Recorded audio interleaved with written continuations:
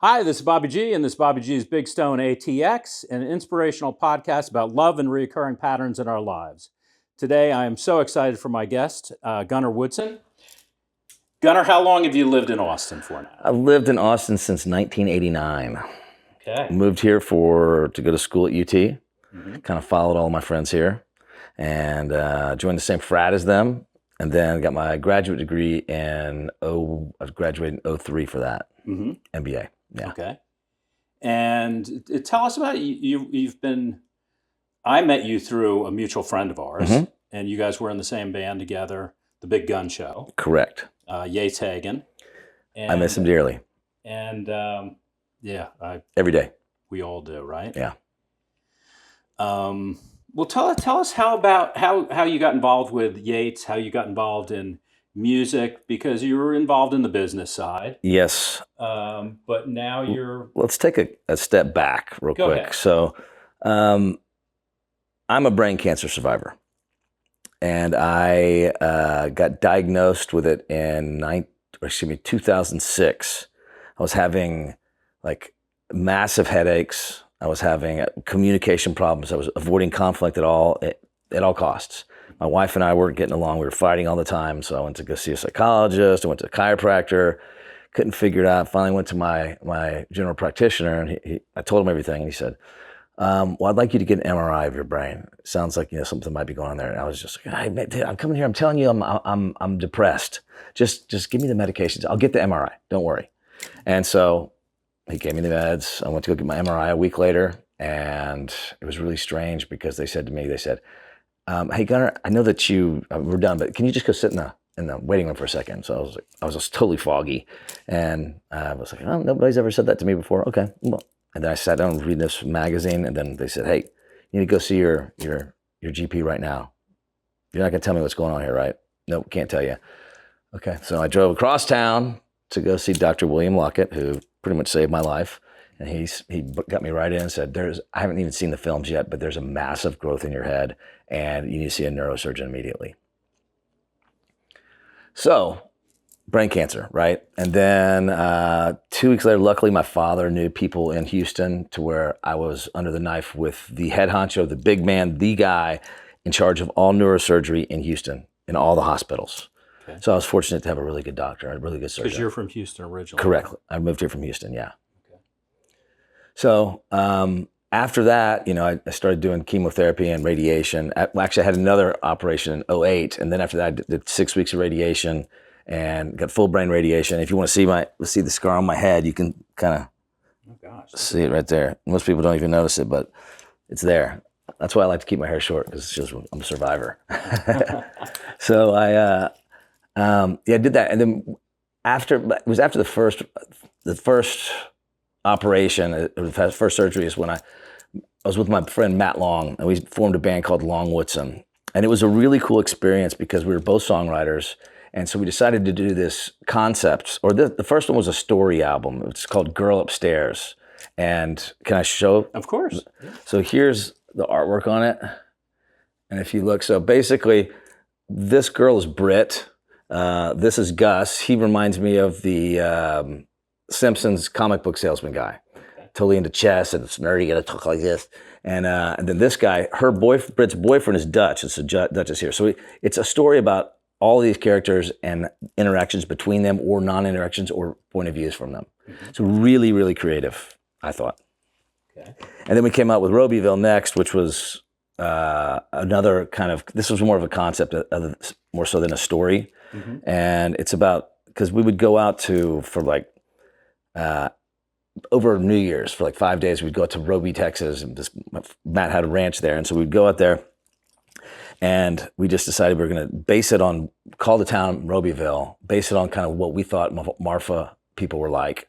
And this is just about every one of those people in Marfa. I love it. You should take a listen. It's good. It's really, I really, really like the Girl Upstairs album. It's very smart. I like it. I've got to figure out how to play CDs again. It's all on Spotify. All my stuff's on Spotify. Okay, well, I'll check it out on Spotify. But thank you for the hard copies, because I was thinking I'd like to get one of those old Bang & Olufsen, the ones that are in a row. Yeah, I think that'd be kind of cool. You could do that. I mean, again, if you want the files, I can send them to you, but they're all on Spotify and everywhere you can listen to music. And then, so after 3 years of that, luckily Yates came into my life. That's when I met you. Yeah. And we were just having happy hour. We're at the Mean-Eyed Cat, and I said, Yates, I just want to rock more, because I was playing acoustic in this. I was always playing acoustic guitar, and I didn't really get to play, rock and roll. And so we got together with Chris Collins, and we found a bassist and a drummer, or Yates was the drummer, and that's when the Big Gun Show started. Okay. Funny story about the name, the Big Gun Show, is I was driving down a hill to go over to Yates's place, because that's where we practiced.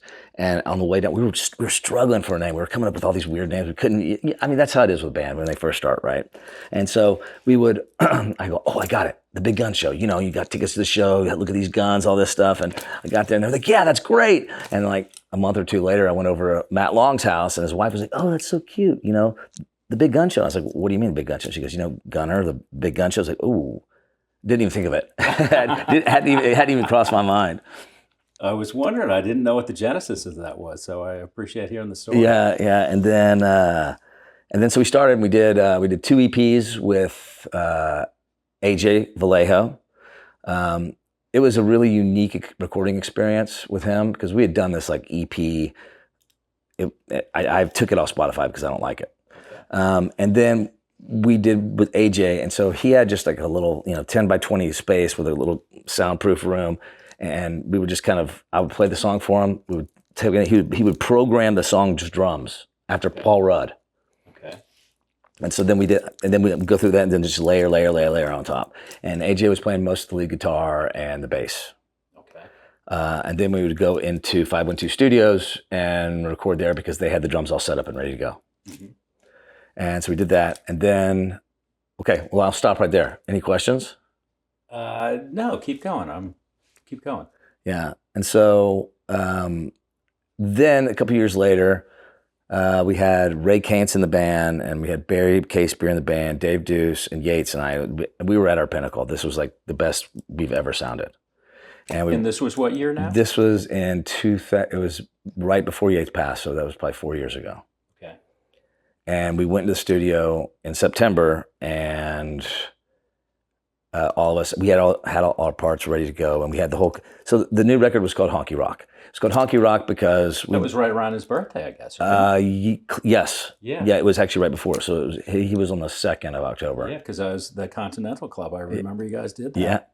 Yeah, we did. And so we went in the studio, and we've been playing Jenny's, the Little Longhorn Saloon now. Yeah. It's no longer Jenny's, even though I still call it Jenny's. What's it called now? It's called the Little Longhorn Saloon. Okay.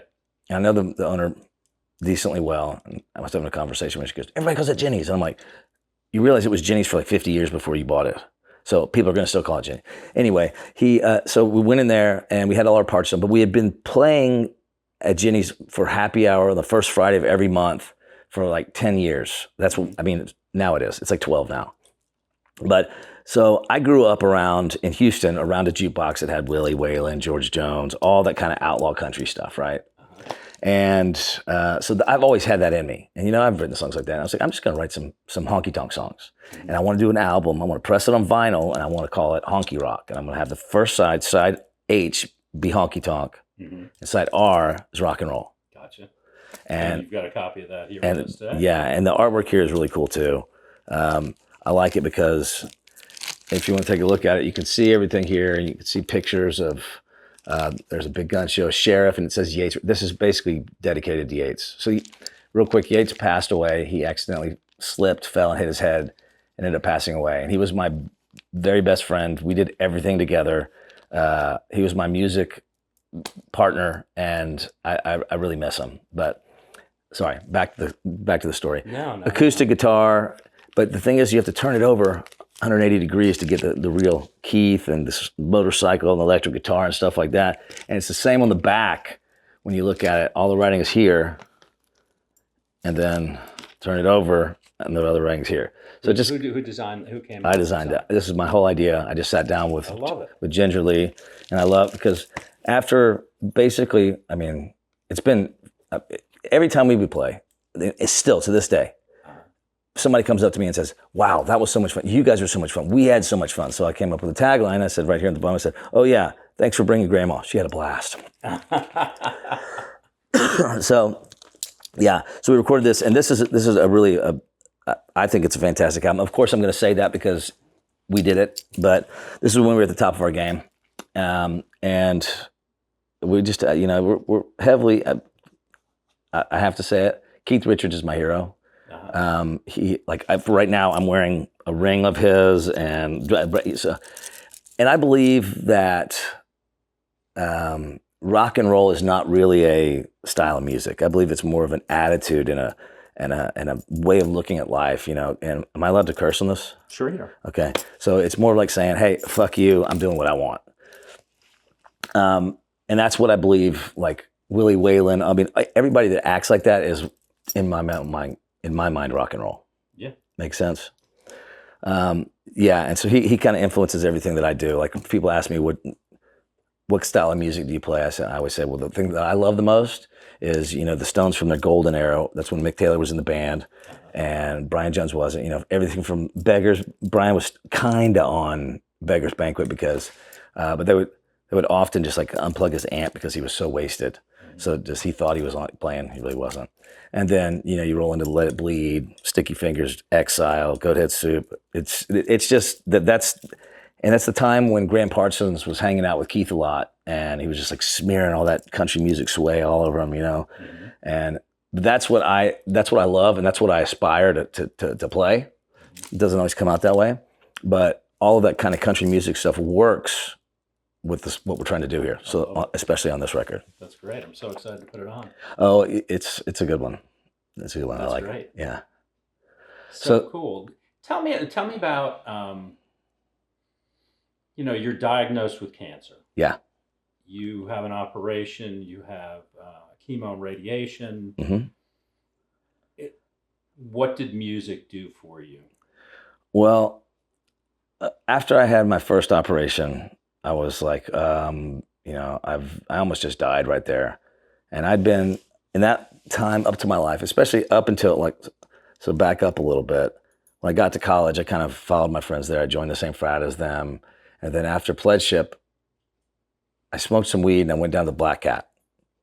And I was like, what am I doing at the frat house? I could be right here. So I really started getting into music then, And I still. Now, what was the name of the bar? The Black Cat? The Black Cat. This is so Little Sister, Joe Rockhead, Soul Hat. We would go down there and that was what we did.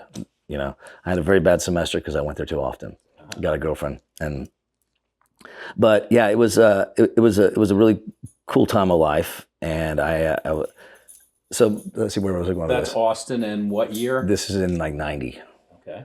So 90. And so there was like a whole little crew of us that went out there. None of my SAE people, but yeah. So there was that, and then where was I going with this? Anyway, I was still kind of like a follower at that point, And then after this, it really made me say, I was 36 years old at this point. And so I was just like, I don't want to follow around anybody. I want to do what I want to do. I want to wear jewelry. I want to wear whatever clothes that I want to. And I don't really care what people think about it anymore. Mm-hmm. And so that's kind of when my life really kind of, it sucks in a way, because I had to have something that traumatic happen in my life to make me do what I do now. Yeah. And I wish I had the ability to do it without having something happen to me like that. I was reading I was listening to a book recently. Okay. It's called Cured. And it was talking about people with these terminal diseases Mm-hmm. that have been, basically written off, here you go, you're done. And they had 6 months to live, for instance. And they were like, well, what do I want to do? Yep. And they immerse themselves in what really makes them happy. Mm-hmm. And once they go there, many of these people continue to live and are actually fine. Yeah. And it's, the medical profession kind of wrote it off like it was a one-off thing. But as this doctor investigated things, it was more and more he would see instances of these people getting cured. Yep. Whether it was changing diet or lifestyle, but doing what was in their heart, which is what you've done. So let me take another step back and kind of tell you what happened after I got done with all my chemotherapy and radiation. So this was like 2 years later. I was taking it. I was working full time. I was exhausted by the end. I mean, totally exhausted.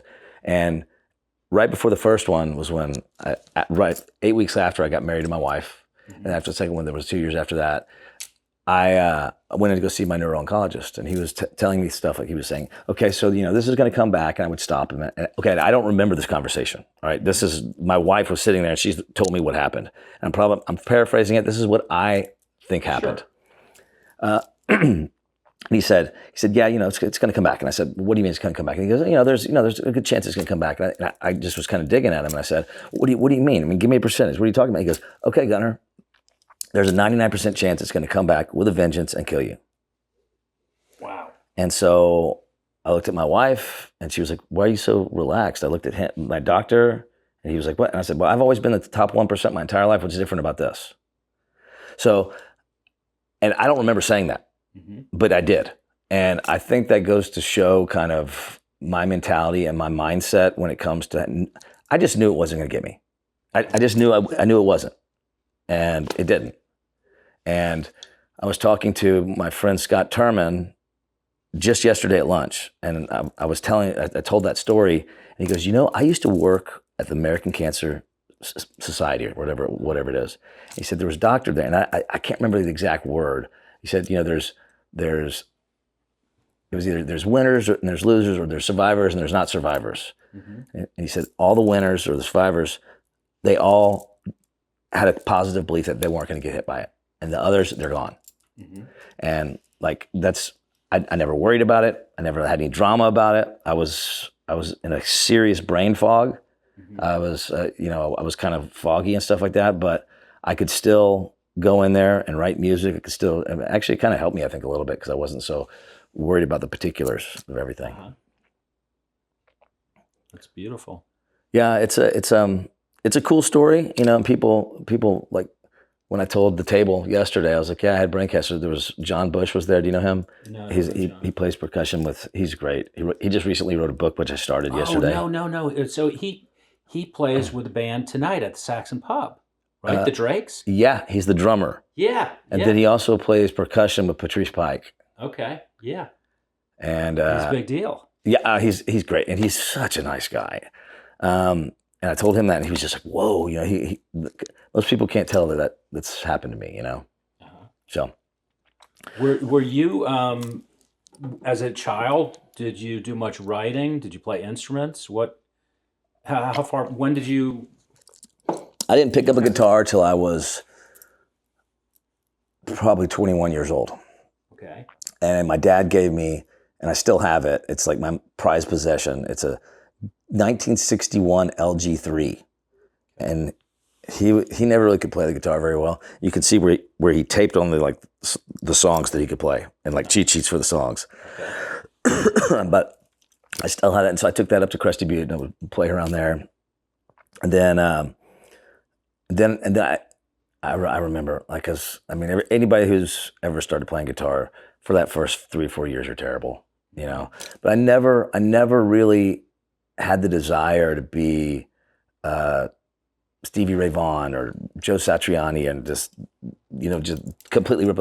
All I wanted to do was write songs, which helps because. Did you write as a kid? Not really. My parents, I was pretty much a little brat when I was a kid. I was fortunate to have the parents that I had, but they tried to force me to do piano, and after like 4 weeks, I was making a fuss. I wanted to go play. I wanted to go play in the mud and blah, blah, blah, and do all that stuff that the kids do. And so I quit piano. And it's one of the 3 things that I wish that I had not done. I mean, I wish I'd done and taken seriously.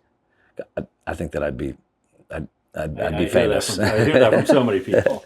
And I believe that piano is the best way to learn music because it's lateral. And so you don't have to learn these shapes and of your hands and stuff like that. But yeah, so I grew up around the jukebox. I sang the songs and stuff. Neither of my parents were really musical. My mom tried to take guitar lessons, and she got a Collins guitar made. And then the guy that was like our carpenter for the house, he ended up taking it and said, "Can I borrow this?" And he never came back with it. Oh no! And I was just like, "Mom, where's that guitar? I want to play it." She's like, "I don't know where it is." Oh man, I mean and we're talking. This is like late 70s. I didn't know they were around. I took all the kids over there for Cub Scouts. Yeah. On a field trip, and they toured us all through the whole deal, and That's it was great. amazing. That place is so cool. I haven't been out there. I just know that. Oh yeah. I mean, yeah, this had to be because I was young. Those are badass guitars. And imagine like one of the first 100. That's a pretty valuable guitar. I was pretty pissed when I found out she let it go. I was like, "Mom, you can't do that." Anyway, so yeah, so she was trying to do this stuff, and she always liked music. My dad kind of liked music, but he never really did anything or really listened to it. I mean, there was never music really playing all the time at my house. My parents never really danced, but they were good parents. They supported me in every way that I needed to be. That's the secret sauce, the love. Yeah, it is. Right? They had, for my dad, it was family, religion, and golf. Those were his three things. He started every conversation with, "Oh, hey, how you hitting them?" Or "Hey, you hitting them straight?" Or right? That's what he loved, man. And before that, he was a fantastic tennis player. We have a party at my house. We call it Breakfast at Wimbledon. And I take all my dad's trophies, and we decorate the house with balls and stuff like this. And your dad has passed, I'm guessing? Yes, he passed from Alzheimer's about 1.5 years ago. Oh, is that right? Yeah. Oh gosh, I'm sorry. It was difficult. It was difficult, because he was the patriarch of the family. My mom didn't work, and he always got his way. That was just. But I could see him struggling. I don't know if you've ever dealt with. My dad's going through it right now. So, is he at the point yet where he can't really find the words to defend himself? No, we just the conversations are repetitive. That's repetitive. Yeah.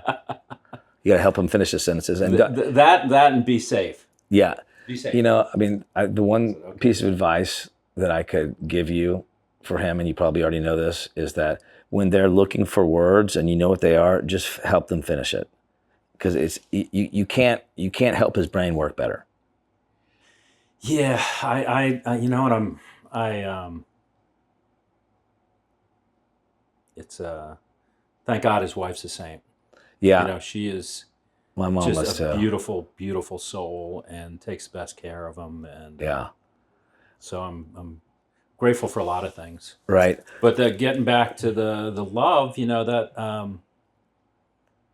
I remember for the longest time thinking, I wish my parents had pushed me harder at X, Y, or Z. Yeah. And as I got older, I was like, God, the most important thing they gave me, both my mom and my dad, they gave me and my brother just all kinds of love. And, I take a look at life today, and it's like, it doesn't matter what you do, I think, whether I'm making a bolognese sauce or hanging with my kids, or I'm guessing you making music. It's all about the love. It is. It's and the love and the desire. A good friend of mine who passed away, who you would have loved. He used to say that there's only two things in the world. You're either expressing love, or you're calling for love. Okay, wow, I like that. And that's what you can boil everything down to. Yeah. And wow, he was I like that. He was a trip. He was you would have. I'm trying to think if Yates hung out with him. What was his name? His name was Pete Cooper. Okay. And he was a high school buddy of mine, and he was one of those big stones in my life. He was one of those people that came into my life. I remember we were sitting at a bar in the Jersey Shore across from the beach in Belmar, Okay. DJs, I think it was called. All right. And it was in between my junior and senior year of college. And he's like, well, what are you gonna do with yourself? And I said, I'd worked for my dad in construction. And I had visions of building big buildings. That's what I said I was going to do. Okay. And he was like, well, you've got some contacts on Wall Street. Did you ever think about going there? And I was like, I didn't. I didn't have any thoughts of that. And he planted that seed. And over Christmas break, during breaks, I typically work for my dad. And this particular time, I was like, I think I'm going to get a job in town at this ski store, Wild Ridge Skis. It was in Wyckoff, New Jersey. And I didn't know the first thing about skiing, but they taught me how to sell. Right. They were like, this is what you do. They taught me how to fit boots and how to, flex the ski a little bit. And I was, I guess I was at this point like 21 years old, 21 years old. Okay. Yeah, 21. And I had an absolute blast. How could you not do that? I was having fun with people that came into the store. Yeah.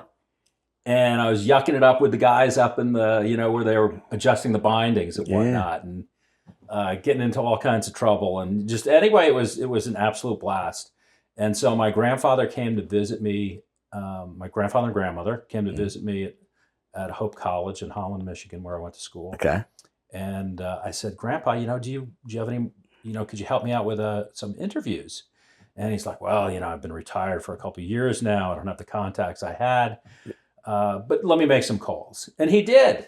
And shortly after I graduated, I had a job. There you go. My uncle helped me out, and got my first job, and then wound up moving downtown. And Pete and I moved in with a longtime friend of ours, Kevin Cooney. Okay. And it was just nonsense and craziness for the first couple of years out of school. Yeah. It was like everything, all the craziness from high school and college, just like amped up. It was a number 11 on the amp. No, but this one goes to 11. Yeah, but why can't you just make 10 the loudest and just have it as loud as? No, but this is one louder. It was an 11. Yeah. Did you know that Spinal Tap is coming up with a new movie with the original cast this year? I think I saw something about that. I cannot wait for that. That'll be fun. Yeah, right? it's gonna be great. We'll have to have a watch party. Okay, fine. I had a similar situation. After I graduated from college, I saved up money, and I worked at a bar. I worked at the bitter end right when it opened. Okay. And then I went up to Crested Butte, Colorado for a year, and just to go snowboarding and mountain biking for a year. And I ran into this guy, and we became friends. And he said, "I want you to come to Phuket, Thailand, and run my mountain bike store for me." And I was like, okay. So I went over to Thailand, and then when I was there, I fell in love with rock climbing.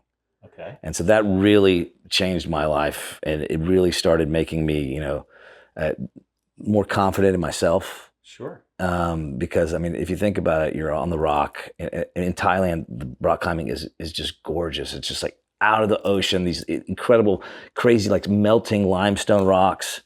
Rock faces, and multi-pitch climbing. So that means that you go up to the first level, and then you take your rope off and you tie into the rock there, and then one person goes up there, and then you keep going up. There's some of that down in Mexico too. Okay. That I used to go to, but it was but anyway, I came back home, and when I came back home, I was obsessed with rock climbing. And so basically what happened was that I was like, okay, now, I gotta get a job. So I started working at Chewy's. I was attending bar at Chewy's. And then I said, okay, now what I want to do is I want to go get a job being like a salesperson for rock climbing shoes and clothing. And so I got that job. I got the job, which is I love this story. So I was like, okay, I was living with this guy, James Hadaway. We were living over there right off Lake Austin Boulevard. And he went on vacation with his girlfriend to Costa Rica, I think it was.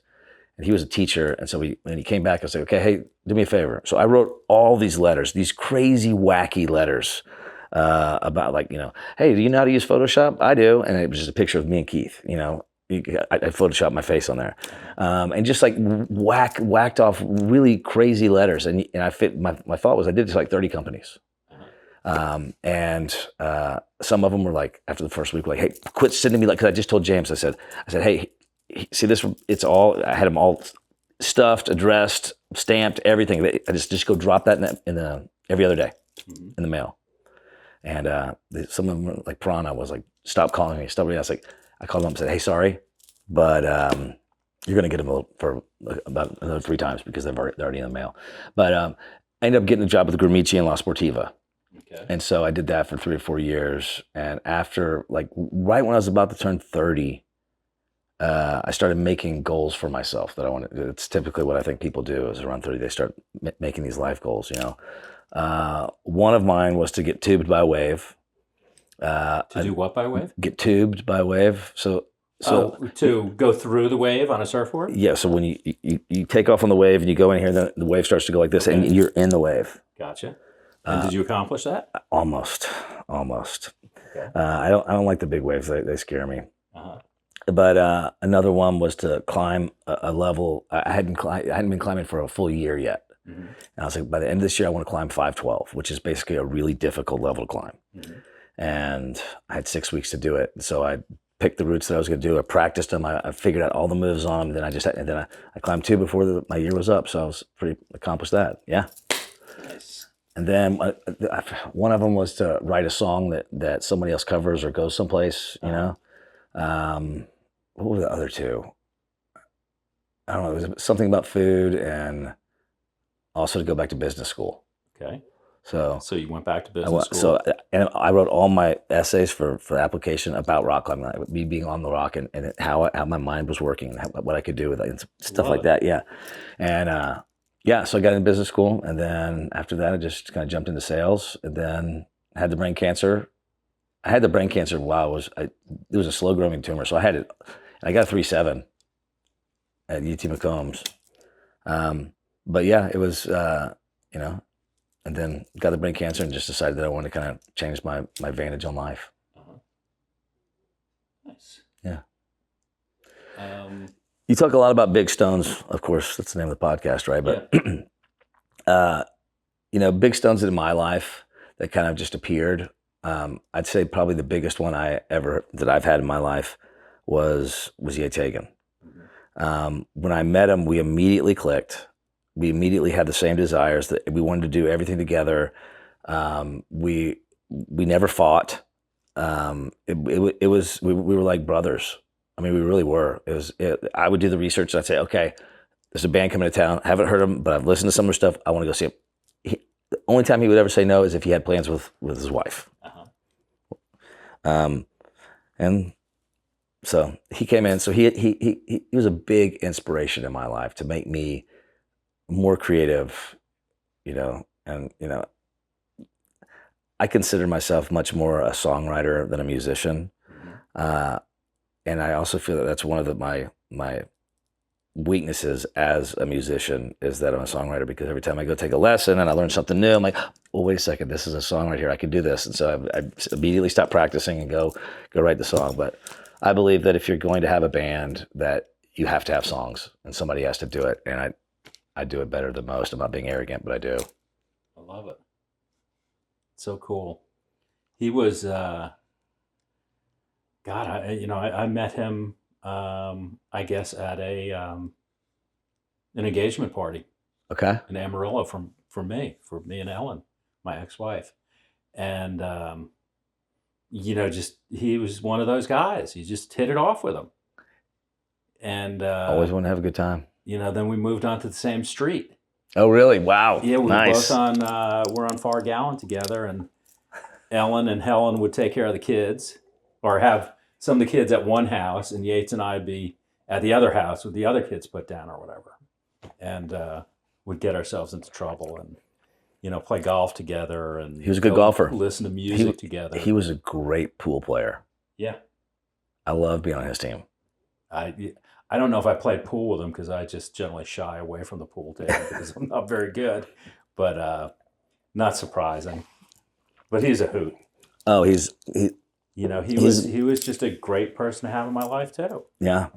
No. And God, I remember the I sent him a text on Thanksgiving, like the day before Thanksgiving. Uh-huh. I was over at Las Palomas having a margarita and, just texting a few different people. And I sent him a text. I said, I'm grateful that you're in my life. And then, heard from Helen the following Monday. And Yeah. God. It's really a tearjerker for me, and I hope I don't, because I miss him very much. When you spend that much time with somebody and you share creative endeavors and you go out together and you pretty much do so much stuff together, it's just like it's like losing your brother or a family member, and like I still haven't taken it off. I've got this. Well, let's see if you can see it. It's basically this little Mexican. You got a made in Mexico, and it says Yates on it. Love it. And so I haven't taken it off ever since, and this is my hand of memorial stuff. This was my dad's Tiffany bracelet right here. And so it's supposed to be like a nervous thing. You're supposed to be able to go like this with it. But yeah. I love that. Yeah, I mean, my friend Pete, we went to high school together, and ran around all summer, drinking and chasing girls. No, nobody ever does that. And living in New York City together. Then he came out to Chicago when I was out there. Yeah. And then I moved back to New York, and then he moved back to New York, and he moved to Florida to go work for a firm. I almost went down there, and he, I talked to him the night before he took his life. Oh no! Okay. And we had like Did you see that coming at all? Well, he had some mental issues, and he had shock treatment. Huh. And he was... When was this? This was back around 2010, 11, 12, Okay. somewhere in that neighborhood. That's so. And he wasn't the same after the shock treatment. And his this amazing memory that he had was gone. And I think that really fucked Well, with I'd his like to head. learn more about that. That sounds like one flew over the cuckoo's nest, but that was a lot Yeah. more primitive. Well, I don't know, but he was just had that conversation, and they got a call from his brother on Monday morning, and I was like, oh shit, I kind of was like, is that what this is all about? And Well, I'm sorry about that. And then his memorial or his funeral or whatnot that they had, I talked to people, and like everyone was like, he was like my best friend. Yeah. He was he was one of those guys. He was one of those Just like Yates. electric people like Yates. Uh-huh. And we're so lucky to have those people. That's why I've got friends who will talk to me, and they're like, oh man, I just, I wish that guy was here, and different things. And I just, of course, I wish he was here right this very second. But I'm just so grateful that I have that I had Pete Cooper in my life, Mm-hmm. that I had Yates Hagen in my life. Yeah. Me in your life. Yeah, me for sure. Gunner. And so many of these people that we have in our lives. It's a blessing, and I don't really. They make the world a better place. They do. And it's amazing how they come into our lives when when we need them most, or they just drop down. Yeah, I see. I had another friend of mine that passed. He was I met him. I wasn't with Yates. I was with my friend Roberto. This was before I met Yates. So it was probably I was a competitive chili cook for about 2 years. Love it. And so we did I'm Roberta. going to take you up on that. Okay, well, let me tell you about my chilies. So competitive chili can only be beef, spices, and liquid. So if they see a bean or an onion or a pepper or a tomato, that you're out. Okay, so this is a Texas chili. That's the whatever you want to call it. It's competitive chili, and they do it. It's called CASI, Chili Appreciation Society, blah blah. I don't know what it is. Okay. Incorporated or international. I don't know. But I don't really like to eat that chili. It's kind of like an enchilada sauce. Okay. Right.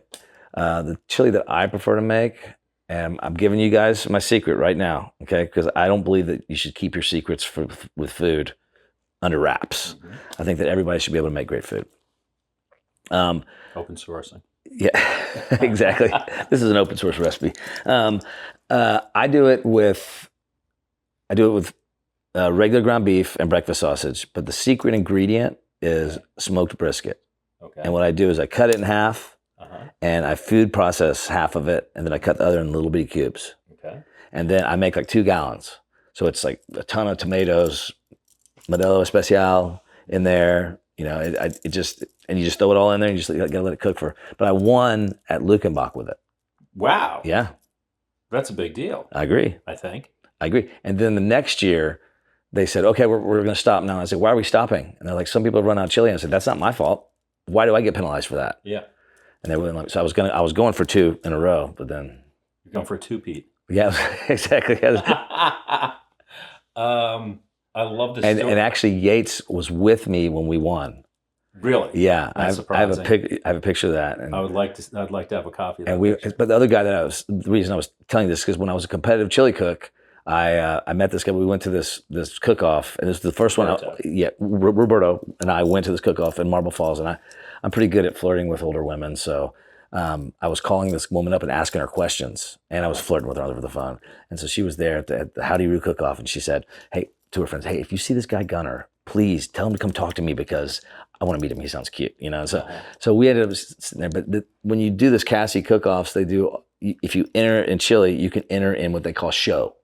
So it's anything. It's getting people to laugh, you know, gaining attention, whatever. So we just we won 3rd in show there, and so at the men's state cook-off many years later. Wait, so it's the show is just a. It could be. There was one guy that walked around in a like doctor's jacket and a little thing on his head, and he would come up with a thing and go into your chili and actually write some notes down and just walk off.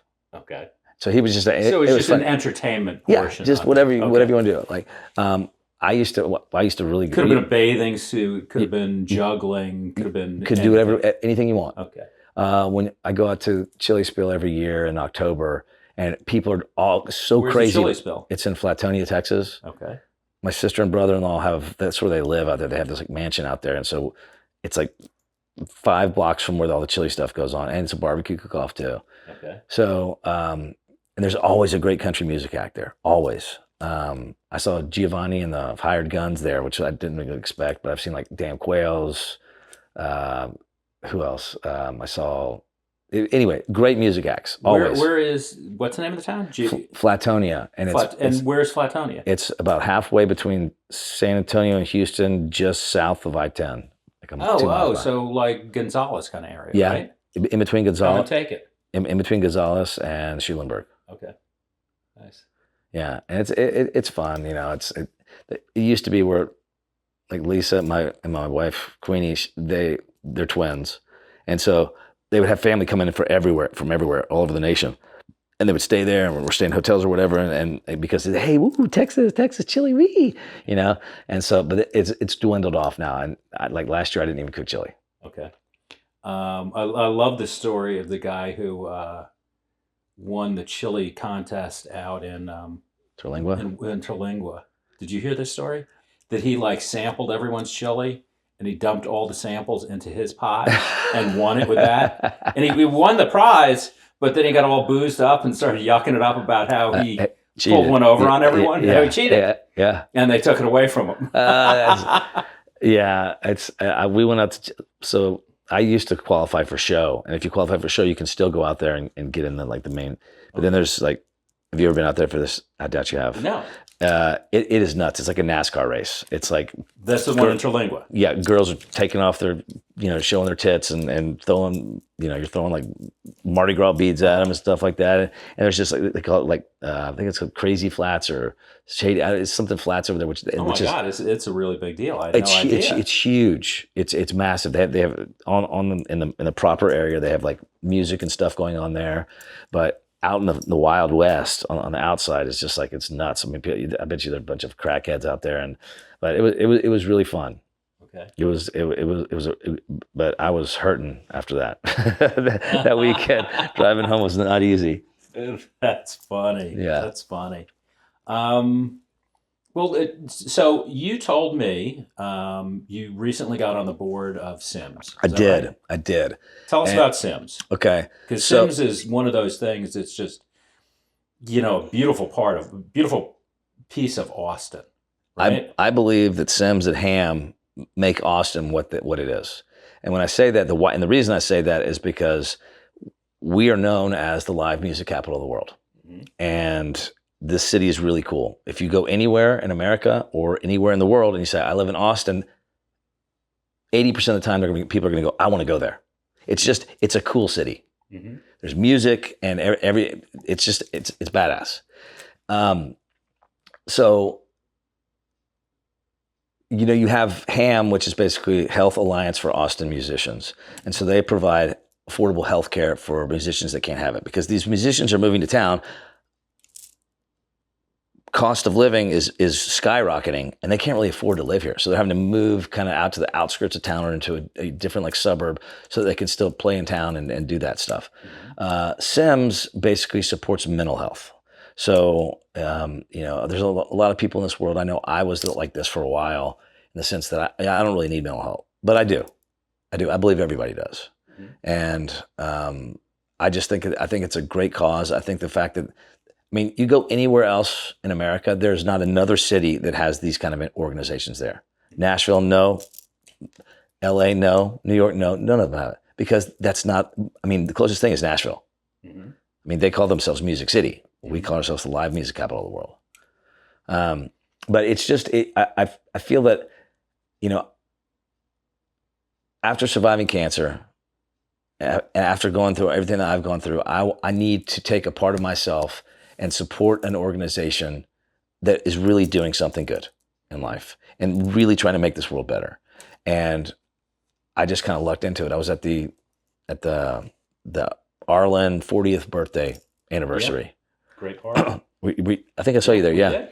Uh-huh. My friend Tom Amos was sitting there talking to this guy. So I walked up and I said, "Hey, Tom." And he had me walking away. I said, "Well, so hey, Derek, what's going on?" And I started talking to this guy, and I told him, I was like, "Yeah, I'm a cancer survivor. I hate corporate sales. I want to get out of it. I think that Sims and Ham are, what make Austin Austin." I gave my whole spiel about that. I was like, "What do you do?" He goes, "I work for Sims." I said, "What do you do there?" He goes, "I'm the CEO." I was like, "Oh, really? Let's have some coffee." Yeah, I told you I talked to him this morning, as a matter of fact. Yeah, he's a good dude, man. He's a really good guy. Super nice guy. And so we sat down, and I was like, I want to become involved. I said, "How can I do that?" And he goes, "Well, I'd like to put you on the advisory board." And I was like, I couldn't be more in. And so we're going to kick it off this year. It's been rough for them, because my understanding is that, they have this amazing and just admirable goal of helping people with mental health, right? Mm-hmm. But I think they were just throwing money at things, and they really weren't thinking about how am I going to get more money into this. Mm-hmm. And so that's what Derek is trying to do, and I'm going to help him with that, like that's fundraising great. Stuff, and more events, and I have some strategy. I used to sell to the University of Texas Advanced Mentor Development Department. That's where they get all their donations, mm-hmm. and so like I helped them, revamp that organization so that they can make like twice as much money. Nice. Because you have to be able to monitor it and stuff like that. Yeah. So organization is not that big, but I heard it's a very shoestring type deal. It is, but it's a fantastic organization. Oh, I'm super excited to learn more about it, and I think I'm going to have the two founding members here as guests, and I'm just Wayne Nagel. I talked to Wayne Nagel about that. I was like, "Hey man, I'm going to be on the board." He was like, "Really?" I was like, "Yeah." And he's a cool dude. I'll tell you a story about Wayne Nagel. And I was with this guy, and this was probably 20 years ago. And So my friend Robert, I forget his last name. This was a long time ago. He goes, okay, so I'm going to introduce you to this guy, so let's, just be cool. I was like, okay. So we went down to Star Bar, and this was like when it was one of those times in Austin where it was completely frozen over. Nobody should be driving on the streets. Mhm. And so we sat down with Wayne. We're at Star Bar, and Wayne's like, hey, whenever I interview somebody, I mean, one of the questions I ask them is, what's your favorite Rolling Stones record? And I said, well, Wayne, what's yours? And he said, oh, X on Main Street. And I said, well, you're wrong. He looked at me. I was like, there's no such thing as a Greatest Stones album. They're all epic. And so I laughed, he laughed. And then when we were driving home with Robert, he was like, you can't say that to him. He just starts digging into me. I was like, dude, I was joking around. It was fun. And right when he started saying that to me, we were going over the bridge over Lamar on the infield, and it was really icy, and he squirreled out in his truck and nailed the back of it into the bridge. And I was like, I couldn't help but laugh, Somebody's saying, hey, fuck you. And let him be. Well, I'm super excited to meet the two of them. I've got. You're gonna love him. Wayne's a cool guy. He's been here forever, and he's been like, I remember when he used to do New Year's Day at the Continental Club. He and his little ragtag band would play there at the Continental Club. But yeah, there's a lot of great stuff coming here. I mean, that happens here in Austin, And I mean, I used to have a podcast. Mm-hmm. It's still out there. My top 5 records. And what are your top 5 records? What are mine? Yeah. So so in my I have a backyard studio. It's a 10 by 12 unit. I work out of there. The band practices in there, and then I would do my podcast in there. Okay. And so I call them a podcast the person I'm interviewing or talking to, they would come in, and I would sit them right here, and then they would be looking at a 4x6 of Mick and Keith, my favorite picture of them. Okay. In Villa. My guitar's over here, my amp's here, candle lit. Give them a drink, and just kind of loosen up the mood so that they would talk. And then I also had, in between my guitars, I had all my 5 records up there. Okay. So my 5 records, and I have a story behind everything. Go ahead. Wilco AM. Gotcha. Rolling Stones, Let It Bleed. Love it. Willie Nelson, Shotgun Willie. Okay. Freddie King, Burglar. And what is my 5th one? It'll come back to me. Freddie King, Burglar. I mean, it is a fantastic album, and I mean, I'll tell you right now, Freddie King influenced almost anybody that loves the blues. Yeah. Stones. I mean, if you're a true musician, and you love the blues, you love Freddie King. Mm-hmm. And he was huge here in Austin. He used to play at the Armadillo all the time. And I guess Antone's, right? I'm sure. I mean, because everybody went through there. Right? Yeah, pretty much. Yeah. I don't know how long ago Antone's was open, but I think Antone's was 70s, maybe. Is that right? Yeah, so that's the same era as the Armadillo. I mean, 70 to 80 was the Armadillo. Great book, by the way, if you ever need a good read. Which book is that? Armadillo World Headquarters. Okay. By the guy who started it. I'll check that out. It's a great book. I've been reading. I think in the last year and a half, I've read 20 Jack Reacher books. Okay. I don't know if you know who Jack Reacher is, but it's just a page turner. I would guess that's the one that is on the Netflix series, right? Amazon Prime, yes. Okay, yes. Yeah, but the books are way better. I sat down here last Wednesday with PJ Pullis. Okay. She has a talk show on KOOP. All right. It's called TEX, the emphasis on X chromosome. Okay. And she's an advocate for women's music and whatnot. Nice. And she was telling me all about a band called the Greasy Wheels, who were like the house band for the Armadillo. Yep. They were called like the Texas Grateful Dead. Right. And she's like real tight with the husband and wife who had the band. Nice. To this day, and she's a trip. She was super interesting. Yeah. And she, in fact, they're having a I think 30th birthday party for KOOP at Antone's this Saturday. Okay. And Shiny Ribs is playing. Nice. And so that should be a fun time. Yeah, hell yeah. I just love it. I mean, there's so much history here. I mean, when you start thinking about the 70s, I mean, that's basically when Willie said, F off Nashville. I'm moving to Austin. And he brought, the Cowboys and the hippies together. Yeah. And they got along. Yeah. You Put know, them together, right? yeah. And he was, I mean, he's probably in his 40s when he did that. So, and probably, mid 70s when he, whatever. But it's just well, that's talk about a beautiful soul. Yeah. I had coffee this morning with this photographer that I met over at the dog. I remembered my other album. I remembered my 5th album. I can't believe I forgot it. It's Jet Get Born. Have you ever heard of Jet? Yeah. So, Are You Gonna Be My Girl? Yeah, they played at South by Southwest a while back. 20 years ago? Yeah, years yes. ago, like okay, that? yeah. Oh, man, that record.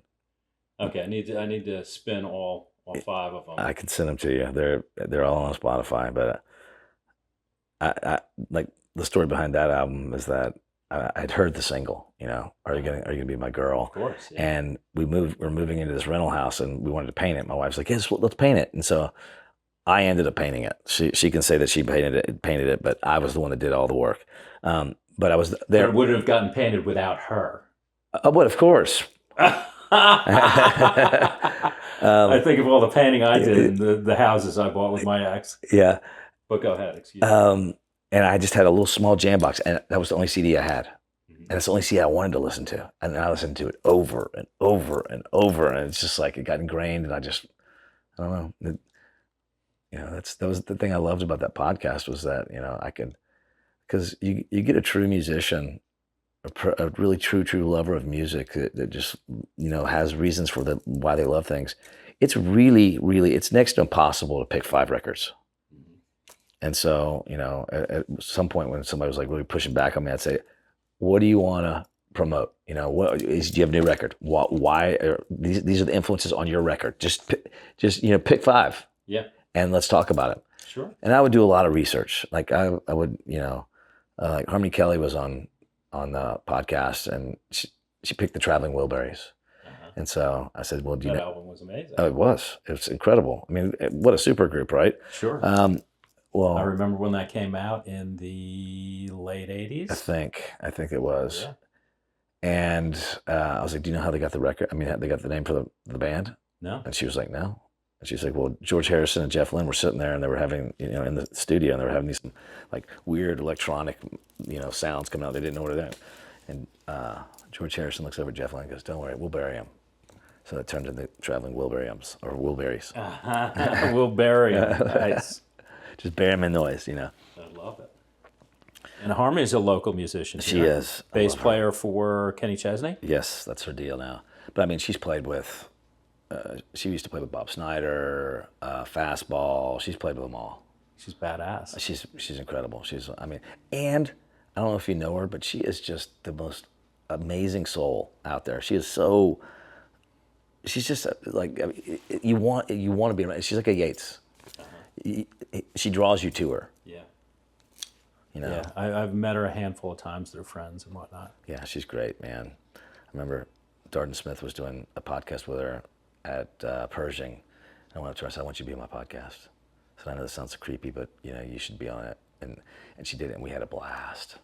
It's one of my favorite episodes that I did. And it was right when I started using sound effects. I would do quizzes and so that was one of the quizzes. How do you know how they got the name? Actually, it wasn't one. I just told her that, but like she picked Guns N' Roses' Appetite for Destruction. So I asked her, who was on where on the cross, on the front. Because I mean, if you've got a record that you loved back then in the day, you were looking at that while you were listening to the record. And so if they get it right, you get applause. If you get it wrong, yeah, And when they first hear the and, they're always like, ah. It makes it more fun and jovial and just good for everybody. It just brings the energy up. So I love that. Yeah, there's so much talent in this town. There so is. Many, so many people that I've had an opportunity to meet. Yeah. I mean, it's like it was funny. I was looking through my high school yearbook for whatever reason, and there was a section like the bands that were playing, it was a band in the album, and I looked at it, and it was I graduated from high school in 1982, and it was the Go-Go's. Yeah. And I was like, holy shit, I took a picture and I sent it over to Kathy Valentine. Right. And texted it to her. I was like, look what was in my high school yearbook. Yeah, it's so you're gonna love that. So I can't wait to go on my way home. I'm gonna call Patrick Clifford. I'm gonna say Oh my I was God, just Patrick. on Bob's podcast. Yeah, well, so Patrick, you got to tell. Let Patrick know I don't love him. I don't like him. I love him. I don't like him. I love him. He's another one of those guys. He is. He's another one of those, knows everybody. Everybody wants to be with him, and he's one of those guys. That is one of these epic storytellers. I mean, when he tells a story, everybody's like, "What? Yeah."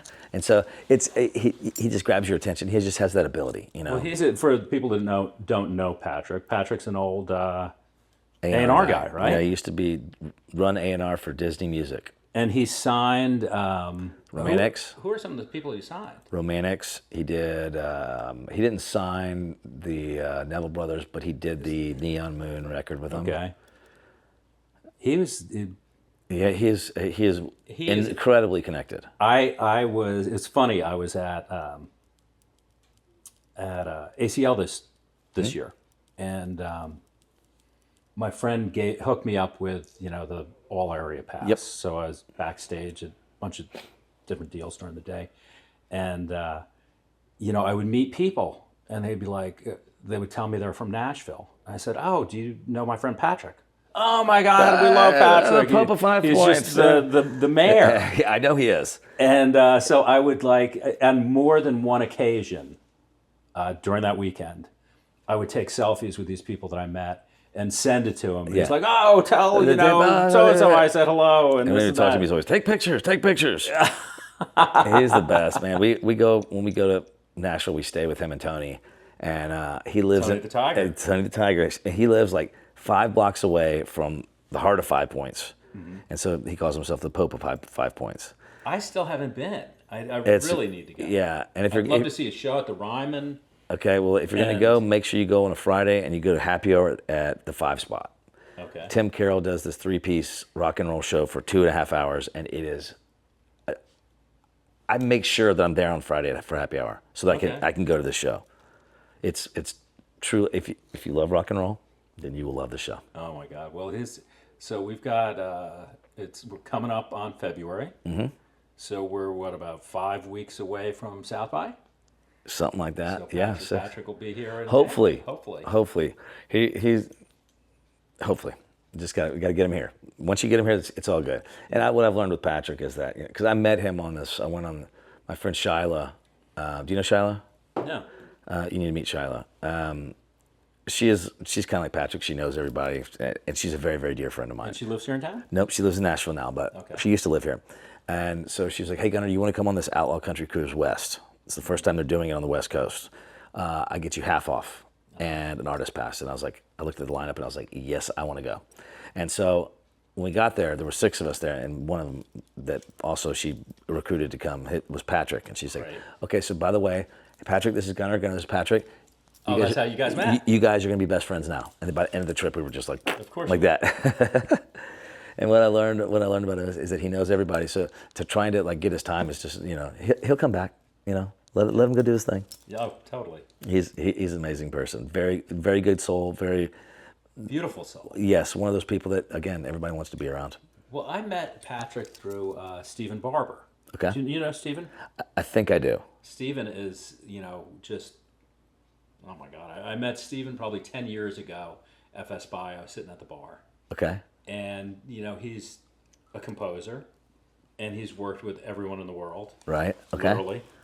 And he's just and so I think it was South by however many years ago. He's like, "Oh yeah, my friend, Patrick's going to be here," and so I was introduced to Patrick. And anyway, but here we go. Stephen is another one who's a hoot and talk about stories about staying at Keith Richards' castle. And he said that he was talking about Keith had all these amazing first edition books in his library, and he's really involved in armaments, okay, military stuff and whatnot. And he said how on Sunday morning, Keith was cooking breakfast for everyone, and he had this big sash on with his big knife that he was cutting things with and whatnot. Oh, Keith, man, But I love anyway, you. I thought you would. I love everything he does. I mean, he is the definition. Once removed from Keith Richards. Yeah, right? Keith, if you are listening to this, I would really love to shake your hand. You know, I've often thought, you know, what would you say to the guy? People say, don't meet your heroes. Fuck that. I want to meet Keith. What do I say to him? Do I say, oh my God, I idolize you, look at my jewelry? Or do I say, you know, I think you influenced my life? Or I think what I would say is I'd say, you know, I got thwarted on my first song, on my first dance at my wedding because I wanted it to be You Got the Silver, and my wife said she wanted something else. But you were the guy that I wanted in my wedding. You know, something like that, or tell him about something. Yeah, because I mean, some of the best Rolling Stones songs are the ones that he sings and that he pretty much wrote. Because the way it would happen is that Mick would have lyrics or Keith would have a riff, and then would just, you know, hey, okay, now go work on it, you know. And so that's how they wrote. And so they just came to a decision because they were basically doing equal parts of the writing. Mm-hmm.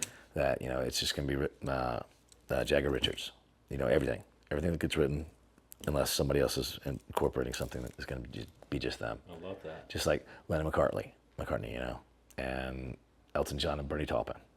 Oh man. Right. I don't know if I've got a question for the people that I meet. I guess that would just kind of hit me when I'm there. But the one thing I do like to do is, we can close this way. Okay. Is I tell people, and I can tell you, I appreciate your work, and keep making the world a more beautiful place. There you go. We're out. Peace.